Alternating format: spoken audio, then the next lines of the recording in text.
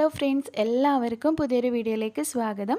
ഇന്നത്തെ വീഡിയോയിൽ ഞാൻ കാണിക്കാൻ പോകുന്നത് കുറച്ച് യൂസ്ഫുൾ ആയിട്ടുള്ള ഓർഗനൈസേഷൻ ഹാക്സ് ആണ്. പൈസ അധികം ചിലവാക്കാതെ നമ്മളുടെ വീട്ടിൽ തന്നെയുള്ള നമ്മൾ ഉപയോഗമൊന്നും ഇല്ലയെന്ന് വിചാരിച്ചിട്ട് വലിച്ചെറിയുന്ന സാധനങ്ങൾ യൂസ് ചെയ്തിട്ട് നമ്മുടെ വീട് ഓർഗനൈസ് ചെയ്യാനുള്ള കുറച്ച് ടിപ്സാണ് നിങ്ങളായിട്ട് ഷെയർ ചെയ്യുന്നത്.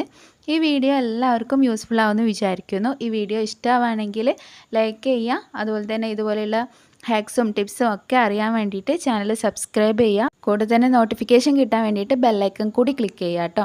അപ്പോൾ നമുക്ക് വീഡിയോയിലോട്ട് പോവാം.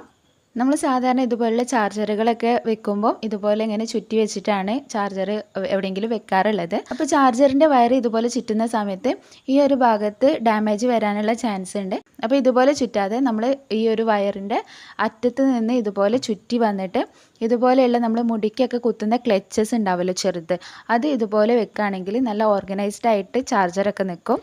ഇതുപോലെയുള്ള ചെറിയ ക്ലച്ചസിന് 3 രൂപ 5 രൂപയൊക്കെ ഉള്ളൂ വില. ഇപ്പോൾ നമ്മളുടെ വീട്ടിൽ എത്ര ചാർജർ ഉണ്ടോ ഒരു 4-5 ക്ലച്ചസ് ഇതുപോലെയുള്ളത് വാങ്ങി വെക്കുകയാണെങ്കിൽ നമുക്ക് നല്ല രീതിയിൽ ഇതുപോലെയുള്ള വയറൊക്കെ ചുറ്റി ഓർഗനൈസ് ചെയ്ത് വെക്കാനായിട്ട് പറ്റും. അതുപോലെ തന്നെ ഇതുപോലെയുള്ള ഒരു ഷൂവിൻ്റെ ബോക്സ് എടുക്കുക.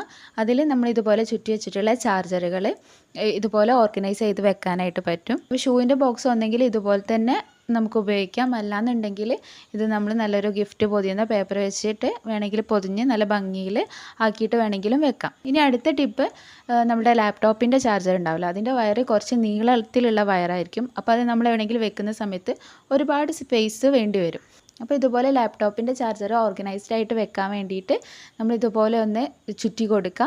എന്നിട്ട് ഏതെങ്കിലും ഒരു പഴയ സോക്സ് ഉണ്ടെങ്കിൽ അതിൻ്റെ ഉള്ളിലേക്കായിട്ട് ഇതുപോലെ വെച്ച് കൊടുക്കുക. അപ്പോൾ ഇത് നല്ലോണം ഒതുങ്ങി നിൽക്കും. നമ്മൾ ലാപ്ടോപ്പിൻ്റെ ബാഗിലോ അല്ലെങ്കിൽ വേറെ എവിടെ വെക്കുകയാണെങ്കിലും ഒതുങ്ങി നിന്നോളും, നല്ല ഓർഗനൈസ്ഡ് ആയിട്ട് നിന്നോളും. ഇനി ഇതുപോലെയുള്ള മൊബൈലിൻ്റെ ബോക്സുകളൊക്കെ ഉണ്ടെങ്കിൽ നമുക്കതും ഓർഗനൈസറായിട്ട് ഉപയോഗിക്കാം. ഇതുപോലെയുള്ള മൊബൈലിൻ്റെ ബോക്സ് ഇങ്ങനെ തന്നെ നമുക്ക് 2 ബോക്സുകളായിട്ട് യൂസ് ചെയ്യാം. അതിലെന്തെങ്കിലും സാധനങ്ങളൊക്കെ ഇട്ട് വെച്ചിട്ട് യൂസ് ചെയ്യാം.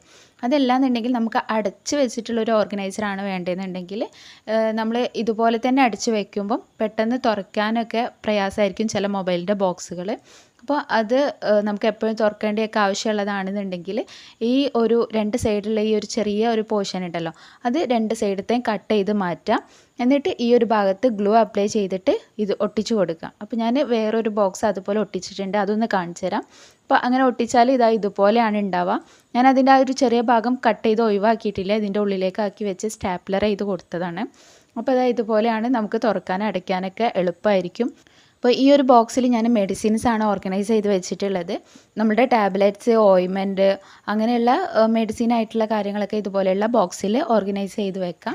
ഇനി നമ്മൾ പാത്രം കഴുകുന്ന സോപ്പിൻ്റെ ഇതുപോലെയുള്ള ബോക്സുകൾ ഉണ്ടാവുമല്ലോ, അപ്പോൾ അത് തീർന്നു കഴിഞ്ഞാൽ ഇതുപോലുള്ള ബോക്സ് ഒഴിവാക്കാതെ നമുക്ക് നല്ലൊരു ഓർഗനൈസ്ഡ് ആയിട്ട് ഉപയോഗിക്കാം. നല്ല പ്ലാസ്റ്റിക്കിൻ്റെ നല്ലൊരു ബോക്സാണ്. അപ്പോൾ ഇതിൽ നമുക്ക് എന്താണോ ഇട്ട് വെക്കേണ്ടത് അത് നമുക്ക് ഇട്ട് വെക്കാം. ഞാനിപ്പോൾ ഇവിടെ ത്രെഡാണ്, എൻ്റെ കയ്യിൽ കുറേ ത്രെഡുകളുണ്ട്. അപ്പോൾ സ്റ്റിച്ച് ചെയ്യുന്നവരെ കാണുന്നുണ്ടെങ്കിൽ ത്രെഡ് ഉണ്ടാവും, അല്ലെങ്കിൽ ബോബിന് അങ്ങനെയൊക്കെയുള്ളതൊക്കെ ഉണ്ടാവും. അപ്പോൾ അങ്ങനെയുള്ള സാധനങ്ങളൊക്കെ ഇട്ട് വെക്കാൻ നമുക്കിത് യൂസ് ചെയ്യാം. ഞാനിപ്പോൾ കുറേ ത്രെഡുകൾ ഇതിലിട്ടിട്ടുണ്ട്, ഇനിയും സ്ഥലമുണ്ട് കേട്ടോ അതിൽ ത്രെഡുകൾ ഇടാനായിട്ട്. അപ്പോൾ നമുക്ക് ഇതുപോലെ ത്രെഡൊക്കെ ഇടാണെന്നുണ്ടെങ്കിൽ കുറേ എണ്ണം നമുക്കിതിൽ ഓർഗനൈസ് ചെയ്ത് വെക്കാനായിട്ട് പറ്റും. ഇനി നമ്മൾ ബെഡ്ഷീറ്റും പില്ലോ കവറും എടുത്ത് വെക്കുന്ന സമയത്ത് അത് സെപ്പറേറ്റ് ആയി പോവാതെക്കാൻ വേണ്ടിയിട്ട് ഇതുപോലെ ബെഡ്ഷീറ്റും ഒരു പില്ലോ കവറും മടക്കി വെക്കുക. എന്നിട്ട് സെക്കൻഡ് പില്ലോ കവറിൽ ഈ ബെഡ്ഷീറ്റും പില്ലോ കവറും കൂടി വെച്ച് നന്നായിട്ട് ഫോൾഡ് ചെയ്ത് വെക്കുക. അപ്പോൾ ഇങ്ങനെ ഫോൾഡ് ചെയ്ത് വെക്കുകയാണെന്നുണ്ടെങ്കിൽ ബെഡ്ഷീറ്റും പില്ലോ കവറും എപ്പോഴും നമുക്ക് ഒരുമിച്ച് തന്നെ എടുക്കാനും നന്നായിട്ട് നീറ്റായിട്ട് വെക്കാനൊക്കെ ആയിട്ട് പറ്റും. അപ്പോൾ ഇത്രയും ടിപ്സാണ് നിങ്ങളായിട്ട് ഷെയർ ചെയ്യാനുള്ളത്. അപ്പോൾ അതിൽ ഏതെങ്കിലും ഒരു ടിപ്പെങ്കിലും നിങ്ങൾക്ക് യൂസ്ഫുൾ ആയി കാണുമെന്ന് വിചാരിക്കുന്നു.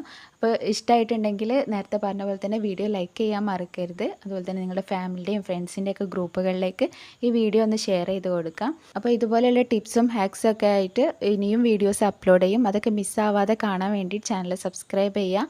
അപ്പം നോട്ടിഫിക്കേഷൻ കിട്ടാൻ വേണ്ടി ബെല്ലൈക്കൺ ക്ലിക്ക് ചെയ്യാൻ മറക്കരുത്. അതുപോലെ തന്നെ നിങ്ങളുടെ അഭിപ്രായങ്ങളൊക്കെ കമൻറ്റായിട്ട് അറിയിക്കുക കേട്ടോ.